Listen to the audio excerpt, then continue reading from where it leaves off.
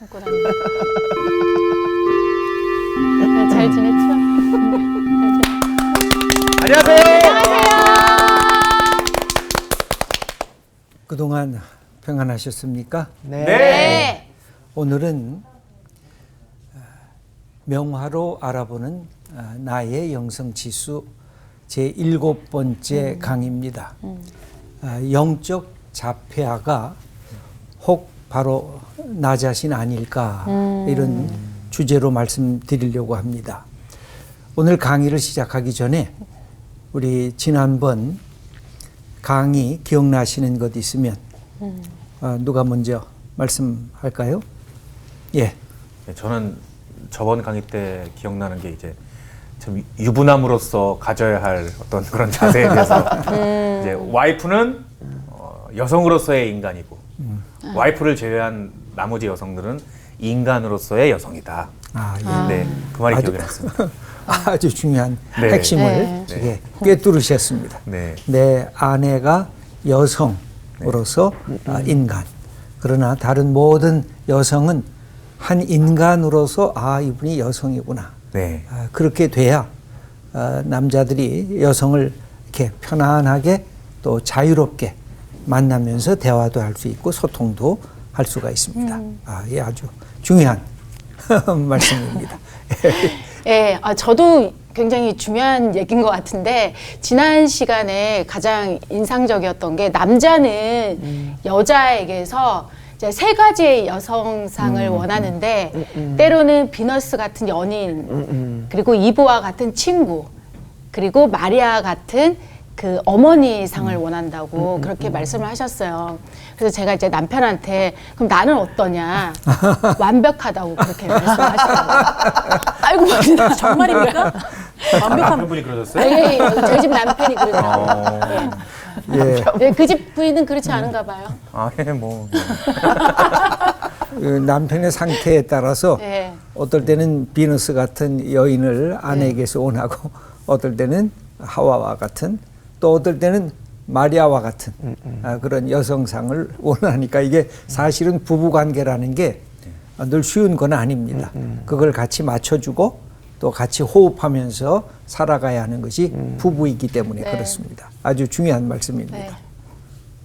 네, 저는 그 샤갈의 다윗과 밧세바 그 그림이 참 소장하고 싶었다는 기억이 있습니다. 어떻게 그 한 얼굴에 그거를 다 표현을 했으며 다윗 생각하면 항상 밧세바만 없었어도 좀 흠결이 없었을 텐데 그게 너무 크잖아요. 그러면서 그 밑에서 기도하는 손도 있고 위에는 또 막 좀 악마처럼 느껴지는 그런 유혹도 있고 그 그림 한 장으로 그거를 너무 잘 표현한 것 같아서 굉장히 인상 예, 깊었습니다. 네. 그만큼 남자들에게는 그게 유혹적인 것입니다. 그래서 모든 어머니들이 아들한테 가르칠 때 특별히 여성에 대한 교육을 어머니들이 하지요. 우리가 잠언서를 봐도 아들아 하면서 그 여성을 어떻게 대해야 될 것인가. 그래서 이 여성하고 달리 남자들에게 있어서 이것은 어마어마한 그냥 삶의 유혹으로 순간순간 다가오는 위험성입니다. 그런 점에서 굉장한 절제가 요청되는 부분이기도 한 것입니다. 예. 저는 미켈란젤로의 죽은 예수님을 안고 있는 마리아 그 조각이 생각이 나는데요. 사실 저는 그 신혼여행 때 가서 이거를 본 적이 있었거든요. 예. 근데 우리가 살고 있는 이 시대에서는 사실 영상도 되게 잘 돼 있고 사진도 되게 잘 돼 있고 그런데 그 고대 그 미켈란젤로 때 사람들은 이게 거의 사진 같았겠다. 그리고 이걸 통해서 성경에 대해서 배울 수 있고 그런 뭐라고 하지? 그런 공부가 될 수 있는 그런 지침도 될 수 있었겠다. 그런 생각도 들었습니다. 예. 그 옛날에 그 화가들이나 조각가들은 특별히 성화와 또 성경에 나오는 이야기들을 조각한 분들은 굉장한 신학적인 이해를 갖고 있었던 분들이었던 것 같아요. 그래서 자기 나름대로 성경을 해석하면서 그것을 이렇게 그림으로 또는 조각으로 묘사하고 있는 것 같습니다. 그런 점에서 굉장히 탁월성이 있다고 볼 수가 있고, 또 그런 각도에서 우리가 명화로 알아보는 나의 영성 지수를 우리가 할 수 있는 이유도 된다고 보여집니다. 오늘 수업 명화로 알아보는 나의 영성지수 7강 영적 자폐아가 바로 나. 오늘은 우리 새로운 주제를 하나 말씀을 드리려고 합니다. 우리가 자폐 스펙트럼 장애가 혹 있는 것은 아닌가. 그래서 여러분들 최근에 끝난 이 드라마 이상한 변호사 우영우라고 하는 이 드라마를 시청하신 기억이 있는가 모르겠습니다. 어떤 생각을 하면서 이 드라마를 보셨습니까? 자폐 스펙트럼 장애를 앓고 있는 그런 변호사를 통해서 이 사회를 해부하고 고발하는 그런 드라마입니다. 장애인들에 대한 많은 관심, 또 배려가 이 사회적으로 필요하겠구나, 이런 인식을 주었던 것은 굉장히 좋은 효과인 것 같습니다. 그러면서 동시에 이런 장애우를 갖고 있는 부모님들의 그 탄식 소리, 이것도 우리가 듣게 됩니다. 그 자폐를 가진 부모들의 그 스트레스가 얼마나 큰지 미국의 한 대학에서 연구한 논문에 보면 이런 말이 있습니다. 자폐증 자녀를 둔 엄마의 스트레스는 마치 전쟁을 하는 참전 군인의 스트레스와 비슷하다는 것입니다. 또 홀로코스트라고 하는 유대인 학살 현장 아니에요? 거기에 생존자들과 비슷한 스트레스를 받고 있다는 것입니다. 그러니까 장애인 한 사람을 우리가 어떻게 대해야 될까? 어떻게 그들도 하나님의 형상을 지닌 한 존귀한 인간으로서 우리가 어떻게 대해야 될 것을 우리에게 가르치는 그런 부탁이기도 한 것입니다. 그들의 어머니가 얼마나 고통을 받는가? 왜 고통을 받을까요? 이렇게 대화하는데 눈을 안 마주치는 거죠. 내가 이 얘기를 했는데 응답이 없는 거죠. 뭐가 없어요? 소통이 안 되는 거죠. 대화가 안 되는 것이죠. 그러니까 얼마나 이게 자녀를 키우는데 수많은 노고가 들어갈 수밖에 없었겠습니까?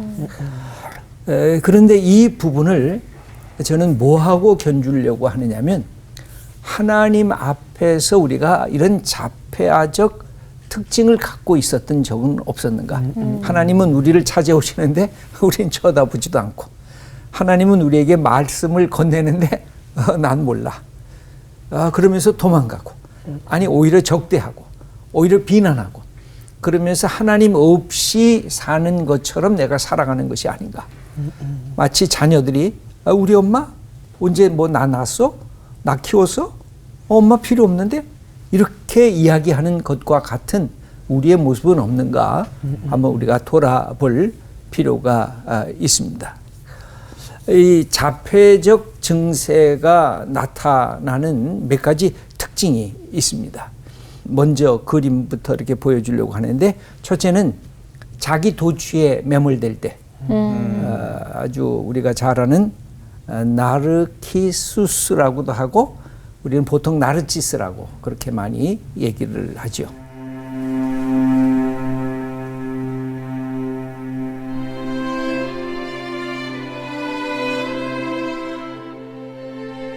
여기 보면 맑은 샘에 자기 얼굴을 들여다보면서 결국 누구를 사랑해요?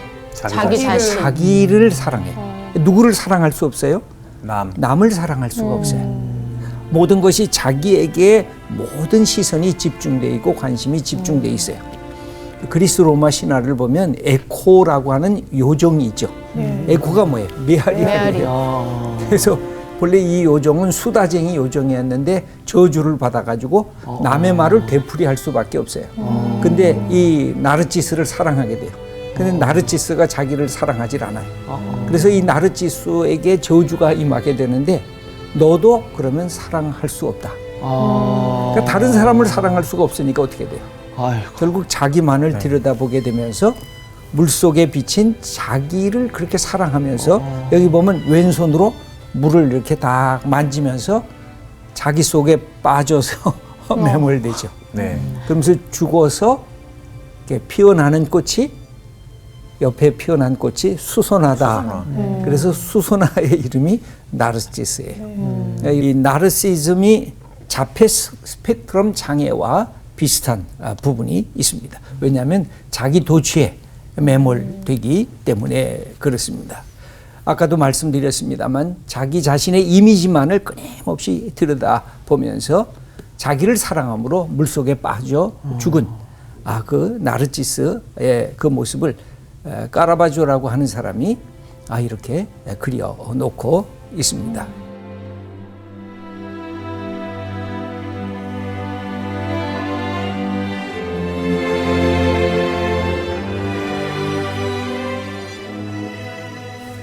이 자기 사랑하는 거 이게 나쁜 건 아니죠. 네.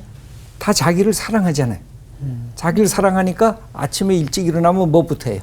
세수? 세수부터 하고 여기 나오려고 그러면 어떻게 해요? 이렇게 치장도 하고 그렇죠. 네. 우리가 그러고 나오잖아요. 네. 이게 뭐예요? 자기를 돋보이려고 하는 것. 자기가 얼마나 괜찮은 인간인가. 내가 그래도 세상 사람보다 잘 나가. 마치 2NE1이 내가 제일 잘 나가. 이렇게 하는 것처럼 아유, 찰떡오르시네.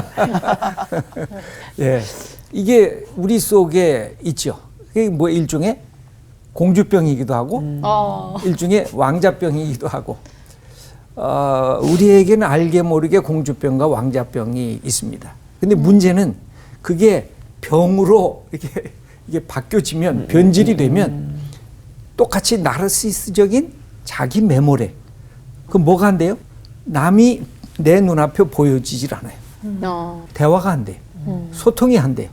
그리고 내가 이야기를 하는데 저 사람이 듣든 안 듣든 나는 상관없이 떠들어요. 저 사람이 내게 말을 걸어도 내가 그것에 관계없이 내 이야기만 하기 시작을 하는 거예요. 이게 그래서 대화는 뭐예요? 우리가 다이얼로그라 그러잖아요. 근데 다이얼로그가 혼자가 되면 뭐라 그래요? 모놀로그가 되잖아요. 그게 독백이 되는 거죠. 하나님 앞에서 독백하는 것은 기도로 승화될 가능성이 있어요.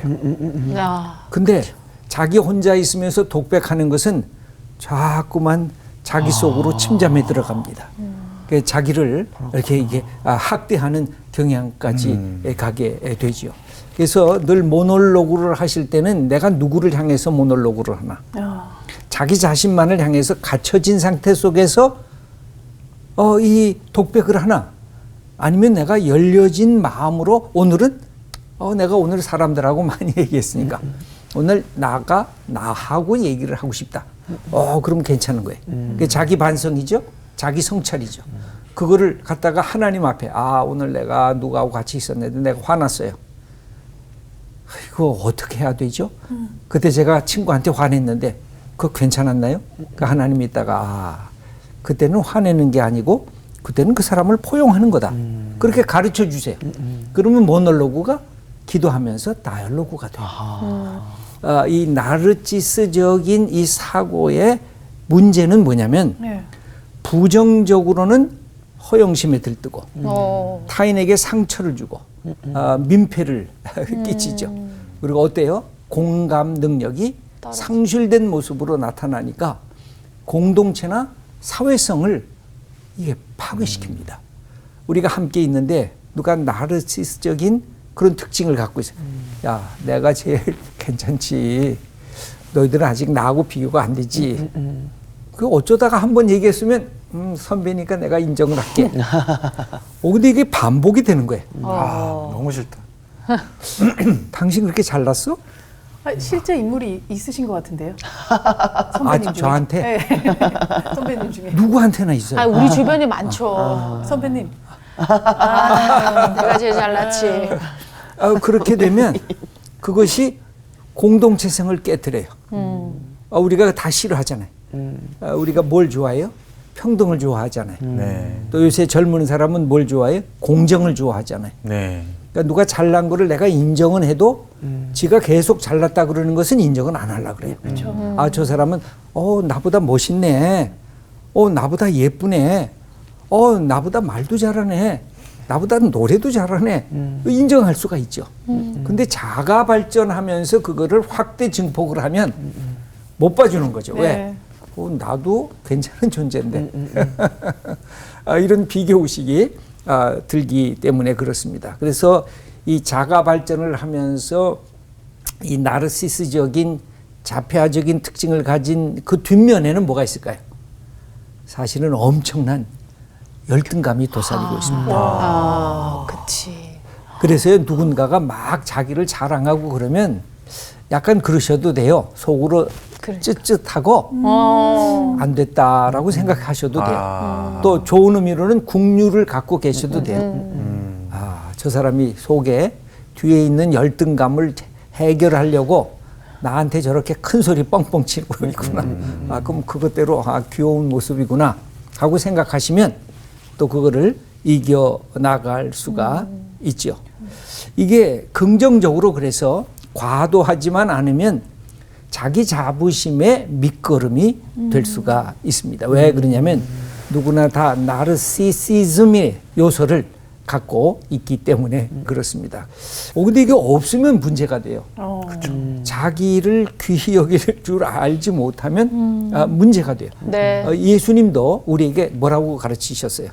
네가 이웃을 사랑하되 뭐처럼 사랑하라고? 내 자신처럼. 내 몸처럼. 너를 사랑하는 것처럼 이웃을 사랑하라. 그래서 자기 자신을 귀히 여기고 사랑할 줄 모르면 남도 사랑하기가 어려워요. 자기를 이렇게 멸시하잖아요. 나는 못난이야. 나는 아무것도 가진 것이 없어. 나는 능력도 없어. 나는 말도 못해. 나는 사람들 앞에 나가면 부끄러워. 이렇게 자기를 자꾸만 학대하는 사람은 남을 어떻게 사랑해야 되는지 잘 몰라요. 남이 얼마나 소중한 존재인지 잘 몰라요. 근데 나도 괜찮은 사람이야? 근데 너 보니까 너도 괜찮은 사람이네. 나 이것도 할 수 있어. 근데 너는 또 이런 것도 할 수 있네. 그러면 좋은 친구가 될 뿐만 아니라 서로가 서로를 상생하는, 소위 윈윈하는 그런 하나의 인간적 관계로 바뀌어지게 되는 것입니다. 그래서 이 자기 도취에 매몰되는 것, 이것이 하나님과의 관계성에서도 그래요. 하나님 필요 없어. 나는 내 인생을 내 마음대로 살 수가 있어. 하나님 없이도 지금까지 잘 나와서, 그래서 아예 하나님을 버려버리고 자기 자신에게만 들어와 있는 것. 이것이 많은 예수 그리스도를 알지 못하는 사람들이 갖고 있는 인간의 자폐적 실존이라고 할 수가 있습니다. 그 다음에 두 번째는 이런 자폐아적 특징을 갖고 있는 사람 중에 한 사람이 바로 구약에 나타나는 사울 왕이라고 할 수가 있습니다.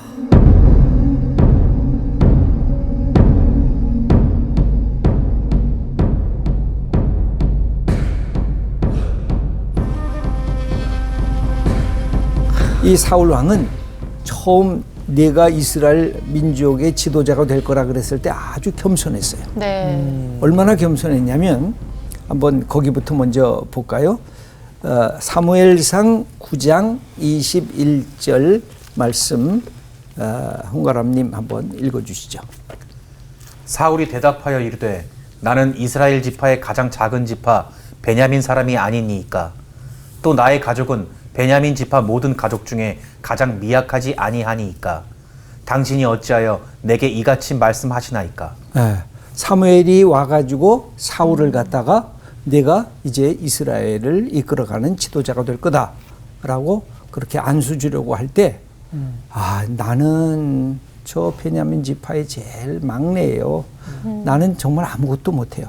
정말 겸손하게 그의 시작을 했습니다. 뭐예요? 내 낮은 곳이 어디인지를 알고 시작을 했죠. 네. 그러니까 겸손했죠. 그런데 어떻게 바뀌어졌느냐면 사무엘상 15장 12절 말씀을 한번 여윤정님 읽어주시죠. 사무엘이 사울을 만나려고 아침에 일찍이 일어났더니 어떤 사람이 사무엘에게 말하여 이르되 사울이 갈멜에 이르러 자기를 위하여 기념비를 세우고 발길을 돌려 길갈로 내려갔다 하는지라. 여기서 하나 구절을 조금 눈여겨보면 좋은데 사울이 갈멜에 이르러 자기를 위하여 그러니까 하나님 앞에 먼저 예배드리고 하나님을 높여드리는 것이 아니라 자기 자신을 위하여 기념비를 하나 만들겠다는 것이죠. 이게 소위 힘 있는 사람들이 되면 갖는 이 버릇이에요. 뭔가 어디다가 기념비 하나 만들고 거기다가 자기 이름 참 몇 년 몇 월 며칠 누구 딱 쓰는 거. 그거 좋아하는 사람이 있거든요. 근데 여기도 자기를 위하여 기념비를. 사무엘상 15장 24절을 안수진님 읽어주시죠. 사울이 사무엘에게 이르되 내가 범죄하였나이다. 내가 여호와의 명령과 당신의 말씀을 어긴 것은 내가 백성을 두려워하여 그들의 말을 청종하였음이니이다. 예, 여기에 문제가 되는 것은 뭘까요? 하나님의 말씀보다는 뭐가 두려워해요? 백성이 두려워해요. 당신 말씀을 내가 어겼다는 거죠. 그러니까 우선권이 어디에 있어요? 하나님의 말씀과 백성들의 소리. 백성들의 소리가 먼저 들려왔어요. 그러면서 그가 흔들리기 시작을 했어요. 이게 지도자가 된다는 것은 그래서 어렵습니다. 여러분, 한 가정의 지도자 아니에요. 네.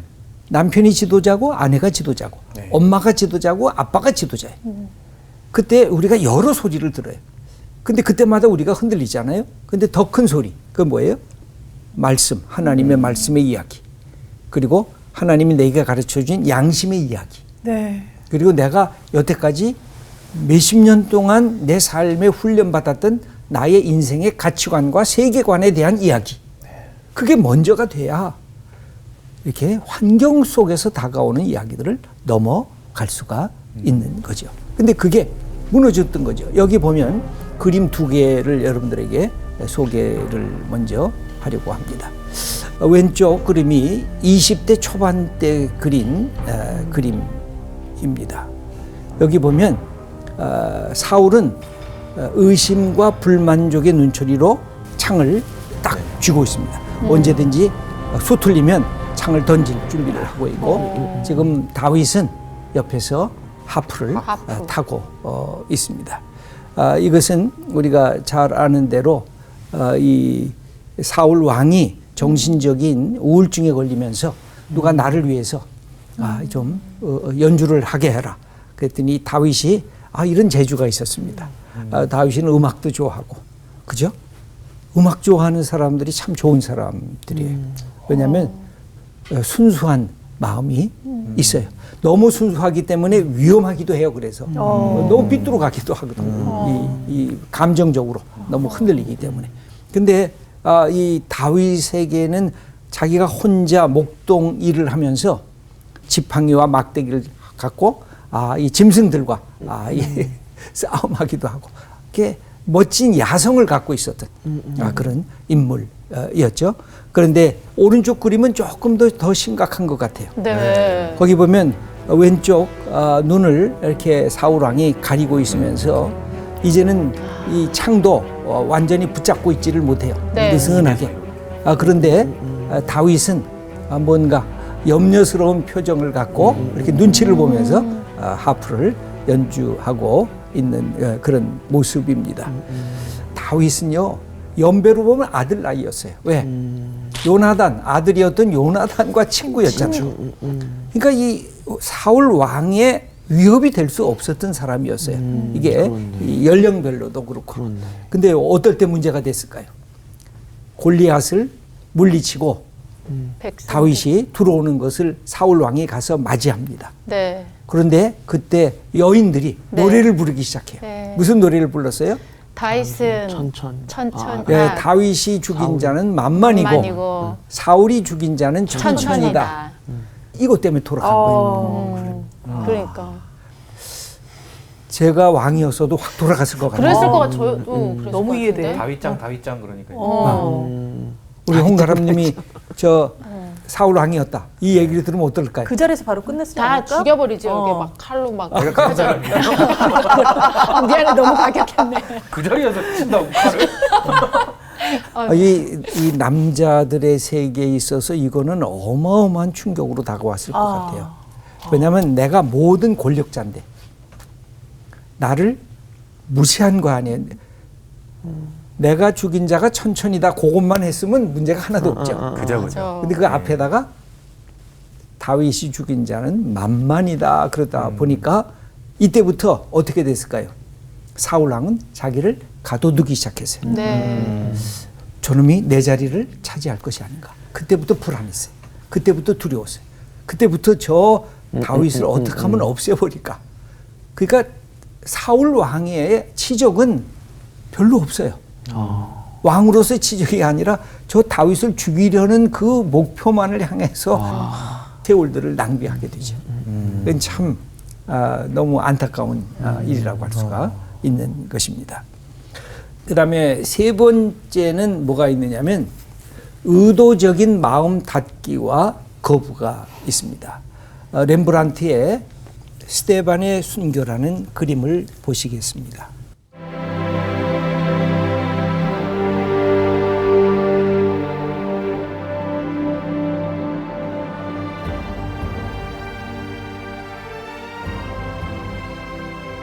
스테반은 어디를 향해 있어요? 눈이 하늘을 향해 있습니다. 그런데 스테반을 치려고 하는 사람들은 어디를 향해 있어요? 땅을 향해 있습니다. 그리고 스테반의 얼굴은 밝게 빛나고 있습니다. 여기 사도행전 6장 15절 말씀을 우리 김보규님 한번 읽어주시죠. 공회 중에 앉은 사람들이 다 스데반을 주목하여 보니 그 얼굴이 천사의 얼굴과 같더라. 예, 성경은 이것을 이렇게 썼습니다. 천사의 얼굴이니까 천사가 원래 어떻게 생겼는지 모르지만 그런 느낌이 있잖아요. 네. 뭔가 밝고 네. 뭔가 빛나고 눈부시고 뭔가 영광 속에 있는 것 같은 그런 모습을 그린 것입니다. 또 사도행전 7장 51절과 계속해서 54절을 홍가람님 읽어주시죠. 목이 곧고 마음과 귀에 할례를 받지 못한 사람들아 너희도 너희 조상과 같이 항상 성령을 거스르는도다. 그들이 이 말을 듣고 마음에 찔려 그를 향하여 이를 갈거늘. 여기 보면 그 사람들을 향해서 뭐라 그러냐, 목이 곧다. 마음과 귀에 할례를 받지 못한 사람들아. 이 스데반이 하는 설교를 제대로 듣지 못하고 복음의 이야기를 거부하는 이 사람들을 향해서 그렇게 얘기한 것입니다. 목이 곧다. 여러분들 목이 곧은 게 뭐예요? 사실 목이 곧아야 이 거북목이 되면 안 되잖아요. 네. 그죠? 목이 곧아야 이게 좋은 건데 성경에서 목이 곧다라고 하는 것은 뭘 뜻하냐면 누군가를 만나면 목이 좀 부드러워서 이렇게 인사도 할 줄 알고 거만하다. 다른 사람들을 이렇게 안을 줄도 알고 그래야 되는데 목이 곧다는 것은 보통 앉아 있을 때 내가 올바른 자세로 목이 곧은 게 아니라 네. 사람과 사람을 대하고 인격과 인격을 대할 때의 모습은 목이 곧으면 아니잖아요. 그쵸. 사랑하는 사람이 만나면 내가 낮은 자리에 내려가도 되고 목이 이렇게 부드럽게 숙여두지는 거. 이게 멋진 거 아니에요. 맞아요. 근데 목이 곧다. 이게 문제가 있다는 거죠. 그 다음에 여기 뭐라 해서 마음과 귀에 할례를 받지 못한 사람. 그러니까 할례를 남자들의 성기에게 행한 육체적인 할례가 아니라 구약에서 계속해서 신약까지 흘러나오는 핵심이 뭐냐면 마음의 할례를 받으라는 거예요. 그 무슨 뜻이에요? 내 마음이 의도적으로 거부하지 말라는 거죠. 옳은 것이 있는데 의도적으로 그것을 싫어하고 그것을 미워하지 말라는 거죠. 이게 우리가 참 소중한 것이 어린아이와 같다는 게 왜 귀한 것일까요? 어린아이가 뭐예요? 이게 열려 있는 거예요. 어린아이가 똑같이 탐욕스럽죠. 그러나 어린아이의 특징은 뭐예요?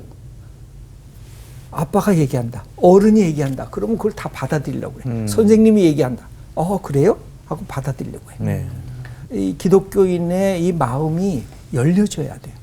하나님의 말씀을 향해서 열려져야 되는데 마음과 귀에 할례 받지 못한 사람들. 이 이야기를 듣고 그 마음에 찔려서 이를 갈았다. 그러면서 돌을 들어서 너 하나님을 모독하는 사람 하나님의 이름으로 죽여. 여러분 이게 아주 조심스러운 것입니다. 신앙이 종교화되면 하나님의 이름으로 악을 행해요. 하나님의 이름으로 남에게 폭력을 행해요. 이건 굉장히 슬픈 일이라고 할 수가 있습니다. 그런 점에서 여기 보면 의도적인 마음 닫기를 하고 거부를 하면 뭐가 돼요? 이게 종교 이데올로기가 됩니다. 종교 이데올로기 항상 끌어들이는 게 뭐예요? 비난, 욕설, 그다음에 나중에 폭력, 그리고 저주. 가장 위험한 부분들이 여기에 드러나게 되는데 바로 그 희생자가 스데반이었습니다. 네. 그다음에 마지막 네 번째입니다. 왜 우리가 알지를 못할까? 왜 자폐적이 될까요? 그것은 무엇 때문에 그러냐면 땅의 사람이 한우를 포괄할 수가 없어요. 그림 두 가지를 보여드리겠습니다. 이 렘브란트의 이 엠마오에서의 예수님의 저녁 식사입니다.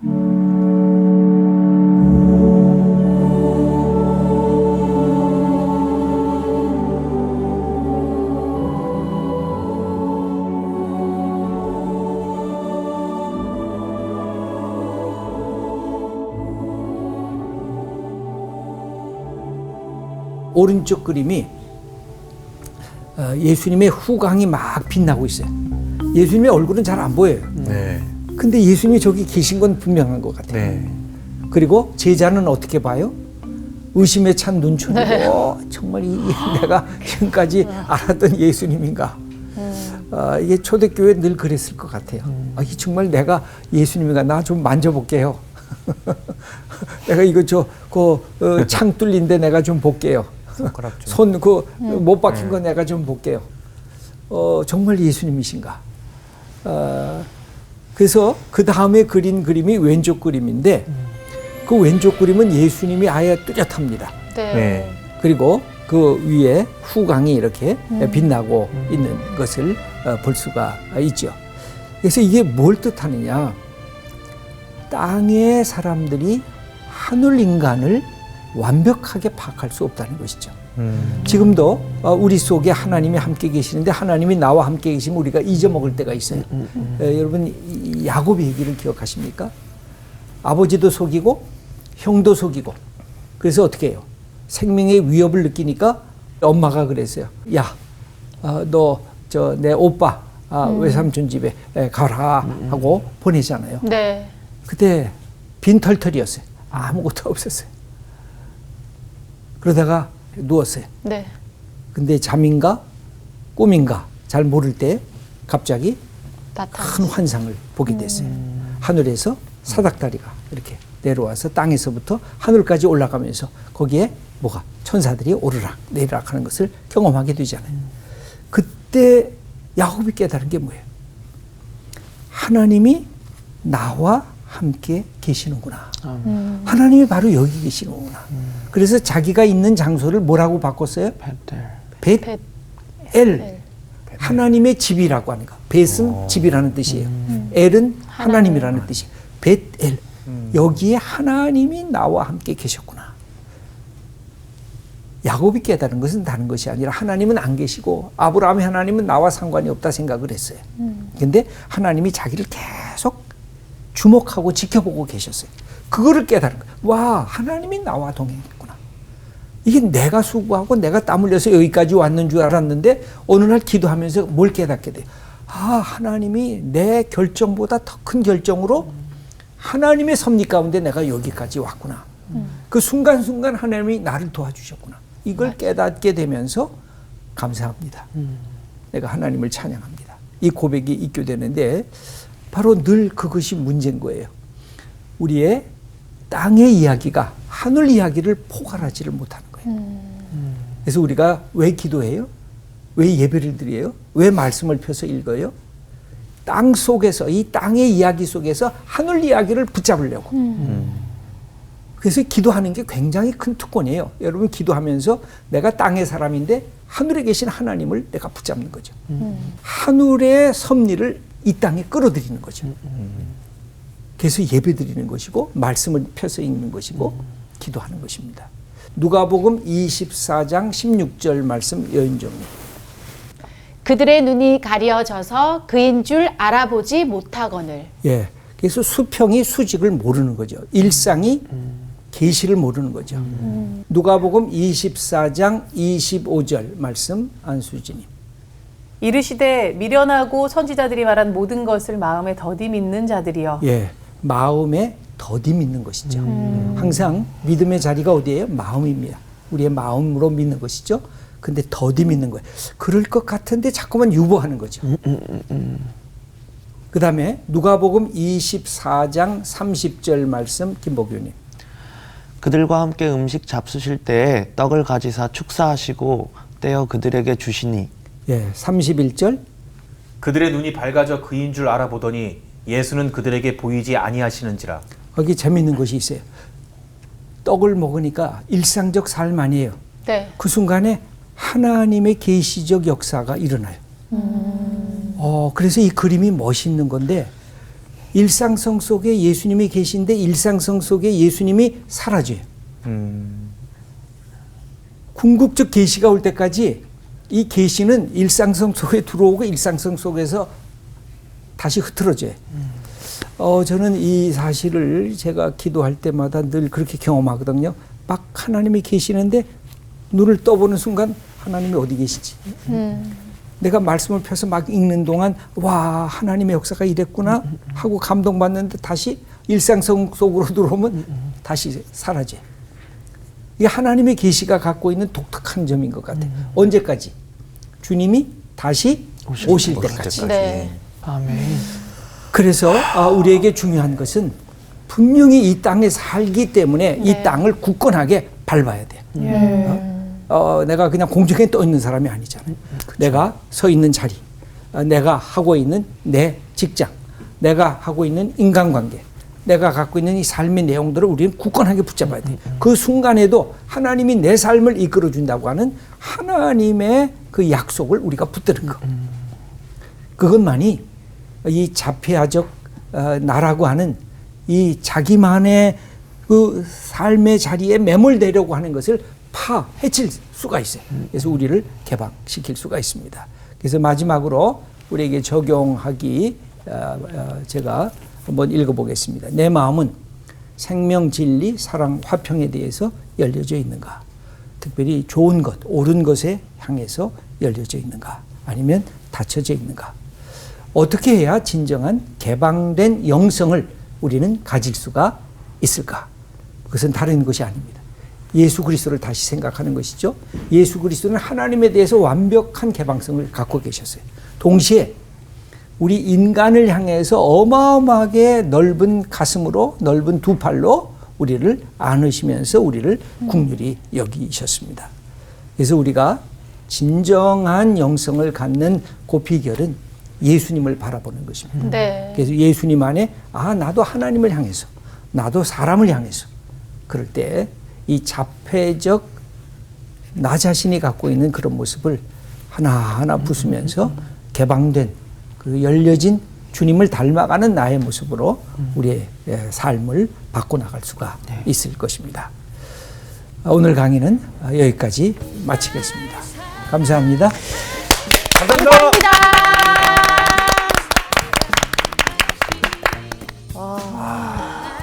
아니 자폐 아이를 갖고 있는 어머님을 뵌 적이 있는데 성인이 돼서도 계속 같은 상태인 거야. 근데 그분의 마음이 얼마나 크게 웃으셔도 너무 난 그 눈물이 보이더라고. 근데 그거가 내 얘기는 아닌 줄 알았지. 하나님이 나를 보실 때 내가 그럴 때가 있겠구나라는 생각이 갑자기 맞아. 들어서 하나님한테 내가 너무 슬픔을 드렸구나 이런 생각이 들어요.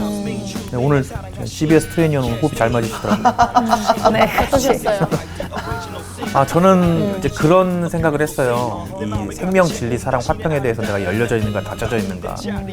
솔직히 말하면 열려져 있죠. 근데 문제는 그게 저거에서 마음을 닫는 사람은 없다고 생각해요. 기본적으로 열려 있는데 그거를 어떻게 받아들이는지. 맞아. 이거 자체를 싫어하는 사람 저는 세상에 없다고 보거든요. 사랑, 진리, 화평 이런 거죠. 그리고 아까 얘기하셨던 것 중에서 저는 더디 믿는다는 게 보통 그런 얘기 하잖아요. 하나님 언젠가 부르시는 것 같은데 그때 되면 부르실 때 갈게 지금 말고 그런 얘기를 많이 듣잖아요. 근데 더디 믿는 게 좋은 게 아니라는 생각이 들었고 그럴 때 조금 더 강하게 얘기를 해봐야겠다는 생각이 들어요.